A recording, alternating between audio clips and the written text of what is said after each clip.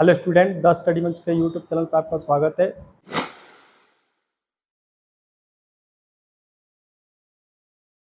मैं के दीक्षित सर। जैसे आप देख रहे हैं, आज की क्लास है बहुल आवेशों के बीच बल अध्यारोपण का सिद्धांत। तो इसका मतलब क्या है? बहुल आवेशों के बीच बल मतलब अनेक आवेशों के बीच किसी एक आवेश पर बल क्या कहलाएगा? बहुल आवेशों के बीच बल कहलाएगा। इसे कहेंगे हम अध्यारोपण का सिद्धांत कहेंगे। इसे आप इसे इस प्रकार से समझते हैं। मान लीजिए कि मैंने यहां एक आवेश ले लिया, यहां पर मैंने एक आवेश ले लिया Q1। अब देखिए, ये जो Q1 है, अब इस पर अनेक आवेशों के कारण जैसे मान लीजिए मैंने यहां ले लिया है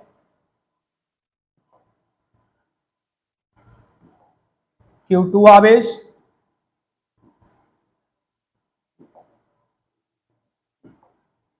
अगला आवेश ले लिया मैंने यहां Q3 आवेश। इसी प्रकार से मैं यहां ले लिया मैंने Q4 आवेश और ले लिया मैंने यहां इसी प्रकार से अनेक आवेश हैं और यहां ले लिया मैंने Qn आवेश। अब देखिए, इन आवेशों के द्वारा, ये जो आवेश है, इन आवेशों के द्वारा इस Q1 पर बल, ये क्या कहलाएगा? बहुल आवेशों के बीच बल। अब देखिए यहां समझते हैं,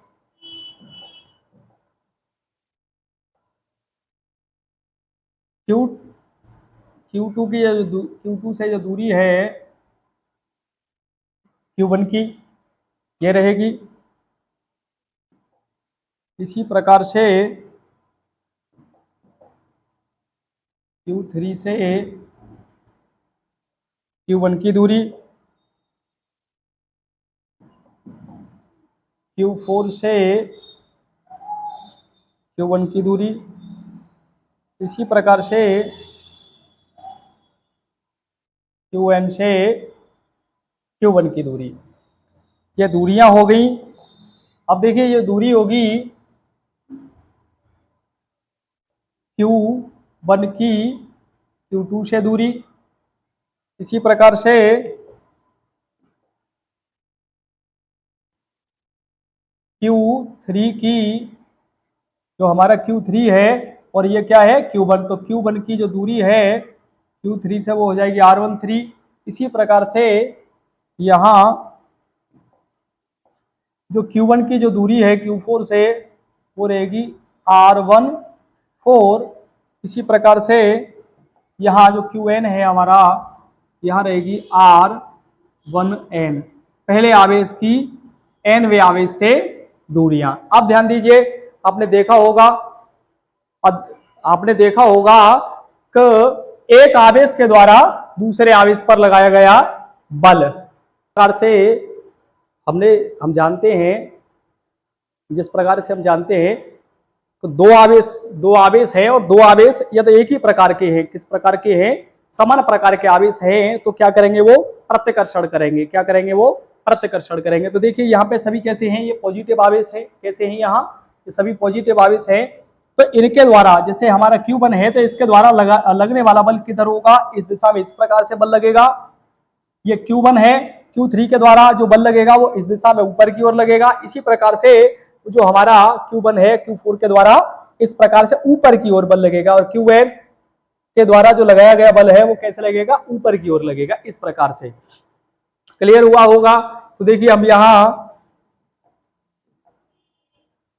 देखिए, इस जो Q2 के द्वारा जो Q1 पर जो बल लगेगा, वो लगेगा इस प्रकार से,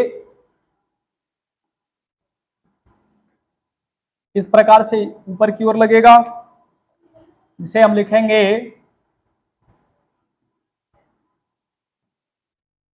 Q1 पर Q2 के कारण बल, ये बल लग गया। अब इसी प्रकार से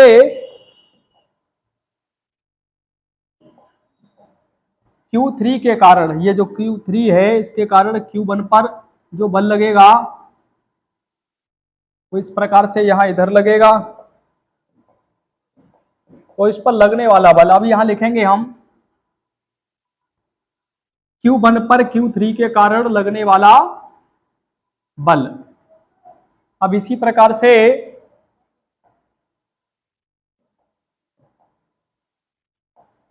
Q4 के कारण Q1 पर लगने वाला बल, ये बल लगेगा। अब यहां लिख देते हैं हम Q4 के कारण Q1 पर लगने वाला बल। अब इसी प्रकार से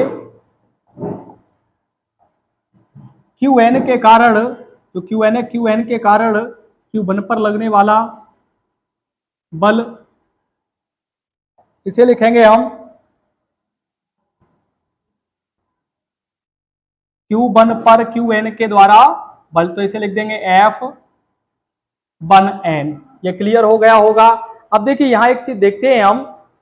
अब देखिए ये क्या है, अब इनके जो लगने वाले बल हैं, लगने वाले जो बल हैं और लगने वाले बलों की यदि हम दिशा को ज्ञात करना है, क्या दिशा को बताना है, तो दिशा को बताने के लिए होते हैं एक अंक सदिश R1। देखिए ये होगा R12 कैप, ये एक अंक सदिश हो गया, ये दिशा बताएगा R12 की। किसकी बताएगा? R12 की। इसी प्रकार से यहाँ इसकी दिशा की, ये किधर की साइड में बल लगा रहा है, इसके लिए एक अंक सदिश होगा R13 कैप, तो ये हो जाएगा R13। इसी प्रकार से इस जो R14 है, इसकी जो दिशा होगी उसके लिए होगा R14 कैप, और ये होगा R14। इस Q4 के द्वारा लगाया गया जो Q1 पर बल है उसकी दिशा को बताएगा। इसी प्रकार से Qn के द्वारा, तो ये होगा R1n कैप बराबर, ये हो जाएगा R1n। समझ में आ गया होगा, यहां तक क्लियर हो गया होगा। अब देखिए, अब समझते हैं यहां एक एक करके। अब ये क्या हो गए, ये जो बल हैं ये बल हो गए हमारे कूलामीय बल। दो बिंदु आवेशों के मध्य लगने वाले बल जो होता है वो होता है कूलामीय बल। क्या होता है? कूलामीय बल। तो अब इसे समझते हैं, एक एक करके समझते हैं। यहां Q2 के कारण Q1 पर लगने वाला बल, ध्यान देना है। Q2 के कारण Q1 पर लगने वाला बल। अब देखिए क्या होगा, जो कूलामीय जो बल होते हैं, तो कूलाम का जो बल होता है उसके लिए जो सूत्र होता है उसे लगाते हैं यहां। तो देखिए क्या बल लग रहा है दूसरे के द्वारा, पहले पे जो बल लग रहा है वो है हमारा F12। क्या है हमारा? F12 बराबर 1/4πε0। अब देखिए आवेश क्या है हमारे, एक 1 है और एक 2 है, तो यहां लिख देते हैं Q1 Q2 अपॉन। अब देखिए दूरी, बीच की जो दूरी है हमारी कितनी है, बीच की दूरी है R12, तो यहां लिखेंगे R12 का स्क्वायर। अब देखिए ये सदिश आ जा, एकांक सदिश आएगा इसे दिशा को दर्शाने के लिए, R12 कैप।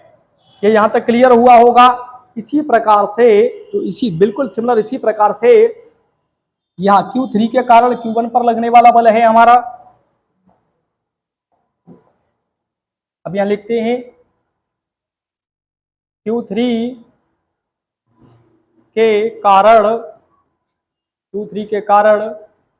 Q1 पर लगने वाला बल।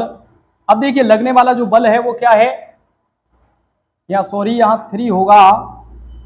देखिए अब ये हो जाएगा यहां R13 1/4 4πε0। अब देखिए आवेश क्या हो गए हमारे पास में, Q1 और Q3, Q1 Q3 अपॉन जो बीच की दूरी है वो है R13 का स्क्वायर। अब देखिए इसके लिए दिशा दर्शाने के लिए क्या आएगा, एकांक सदिश आ जाएगा ये R13 कैप। ये क्लियर हो गया होगा। अब देखिए इसी के तरह Q4 के कारण Q1 पर लगने वाला बल, तो लिख देते हैं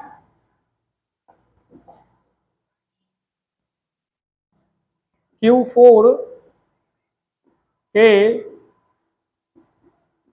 कारण Q1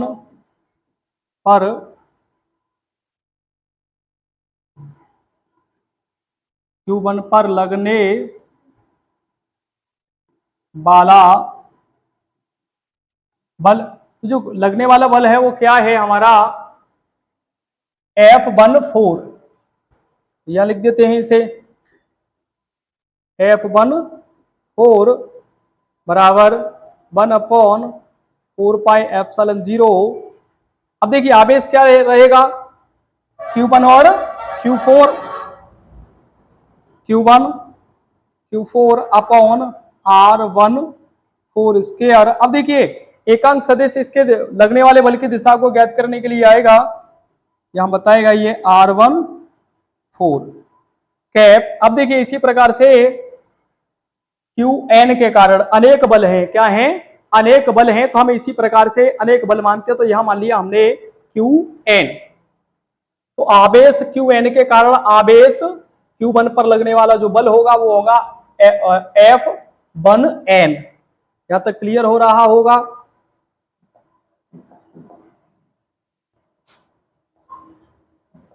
देखिए यहां लिखते हैं हम Qn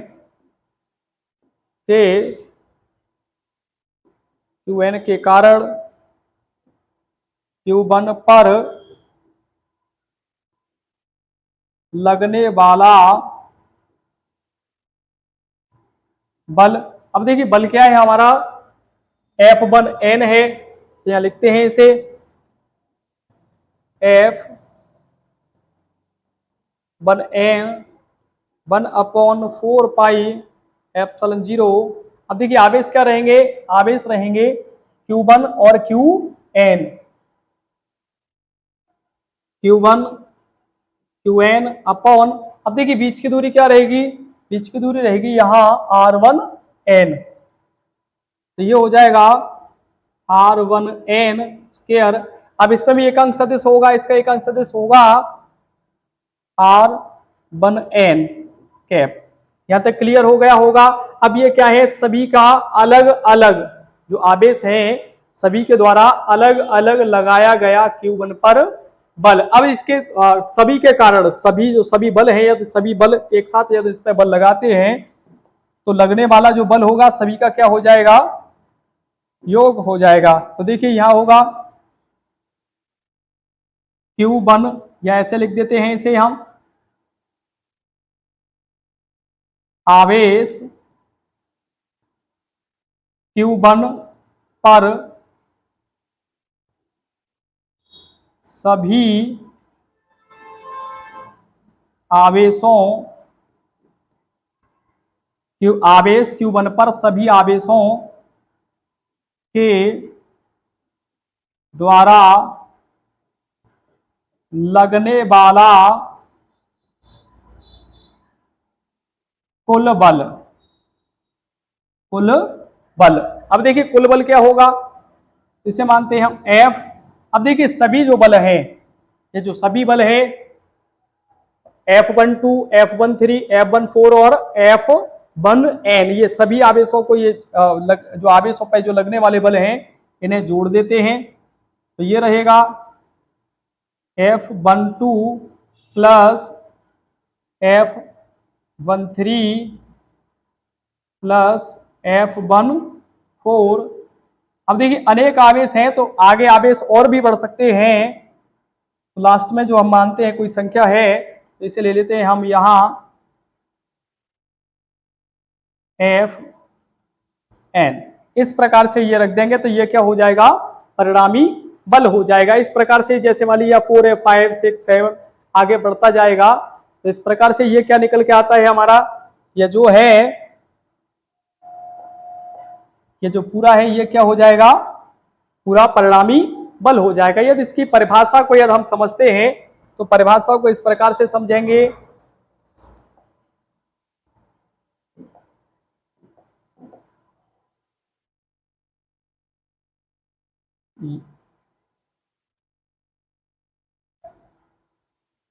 यदि किसी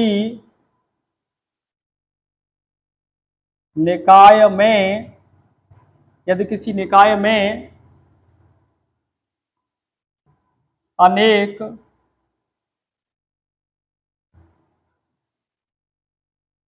आवेश हैं तब, अनेक आवेशों के द्वारा, जिस प्रकार से मैंने वहां समझाया है, अनेक आवेशों के द्वारा तब अनेक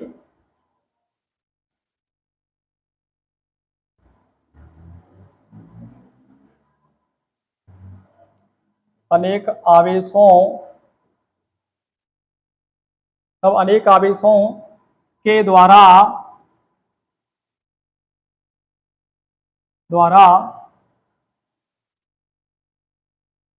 एक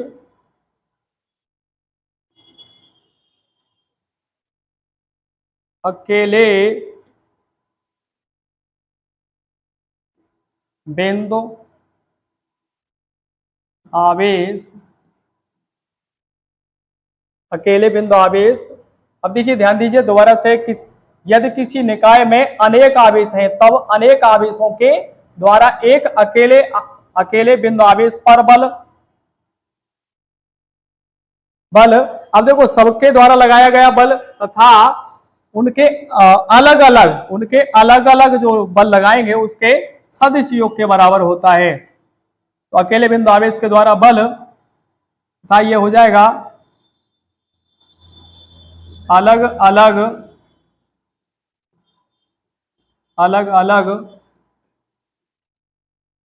बिंदु आवेशों, अलग अलग बिंदु आवेशों के द्वारा एक अकेले बिंदु आवेश। अब देखिए ध्यान दीजिए, हमने पहले क्या बताया है आपको कि जो सभी जो आवेश हैं वो एक आवेश पर बल लगाते हैं, वो और अलग अलग जो सभी आवेश हैं वो अलग अलग यदि किसी आवेश पर बल लगाते हैं उसका बल का जो सदिश योग के बराबर होता है बिंदु आवेश। अब देखिए यहां से अलग अलग बिंदु आवेशों के द्वारा एक अकेले बिंदु आवेश पर आरोपित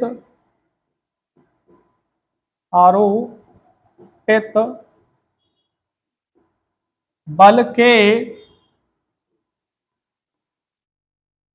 सदिश योग के बराबर होता है। हम इसे इस प्रकार से भी समझ सकते हैं, अध्यारोपण का सिद्धांत या बहुल आवेशों के बीच बल। मेरे को उम्मीद है कि आपको बेटर समझ में आया होगा। आगे के टॉपिकों के लिए आगे की वीडियो को देखें। Good, thanks.